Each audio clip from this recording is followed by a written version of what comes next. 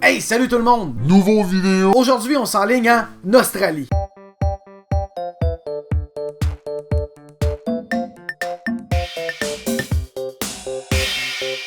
Dans le sud de l'Australie, les rues sont vides. Quand je dis les rues sont vides, je parle d'êtres humains. Eux autres, ils ont les mêmes lois du confinement qu'on a au Québec. Ils sont pognés chez eux. Je répéterai pas les lois, je répéterai pas rien de ça. Vous les connaissez toutes, on se les fait répéter chaque jour. Eux autres, ils ont sensiblement la même chose, sauf encore moins de papier cul. Les rues sont vides d'êtres humains. C'est les animaux qui prennent le contrôle. Je parle pas d'écureuils comme au Québec. Je parle de mon pote Skippy. La police, elle a capté, avec les caméras de surveillance, kangourou en train de courir à toute vitesse dans la ville. Ça y va au toast. Puis initialement, on se le cachera pas, c'est leur maison. Les kangourous sont environ 50 millions en Australie. C'est le double d'êtres humains. C'est pas petit, là, un kangourou, là. Ça prend de la place, puis il y a une chose que je rêve, puis ça, c'est quelque chose qui est weird. Ça serait-tu merveilleux d'être dans une poche ventrale d'un kangourou? Petite enveloppe, là, elle commence à courir. Ça doit être next level, ça doit être complètement fou, j'imagine même pas le feeling que t'as. T'es là à 60 km/h dans une poche de kangourou, pis tu y vas d'un gauche-droite, Ça y va à tout à l'heure! C'est peut-être quelque chose de débile, mais c'est de quoi que j'aimerais vivre. Je pense qu'on aimerait tous vivre ça.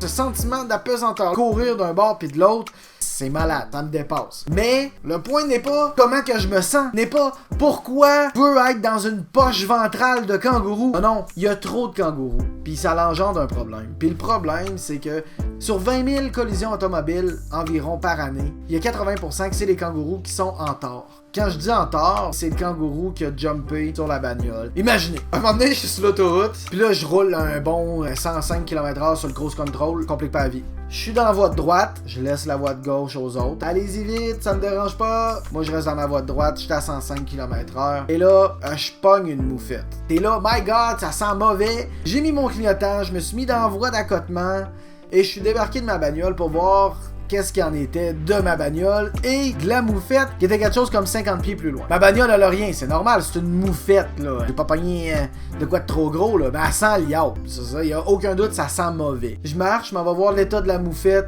et là, je réalise que la moufette, c'est pas de quoi qui est le fun à voir, ça sent mauvais, mais je la tasse, je me sens mal. Je rembarque dans ma bagnole, avant de repartir, je signale avec mon Bluetooth pour les autorités afin qu'ils viennent la chercher, puis ils me disent, on s'en sac, c'est une moufette, ça prendra le temps que ça prendra.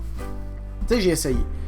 J'imagine même pas la même situation, mais j'ai bumpé un kangourou. J'ai freaking bumpé Skippy. Skippy est dans le champ à cause de moi. Le crocodile de la ville, le maire, le méchant crocodile de la ville, va devenir encore plus méchant avec ses citoyens parce que Skippy n'est plus là pour les sauver. Moi, c'est ça, là. C'est ce point-là que je culpabiliserais au bout. C'est la réalité que beaucoup de gens vivent en Australie. Ils vivent une situation qui est pas commode, qui est totalement différente de notre réalité, mais la nature revient toujours.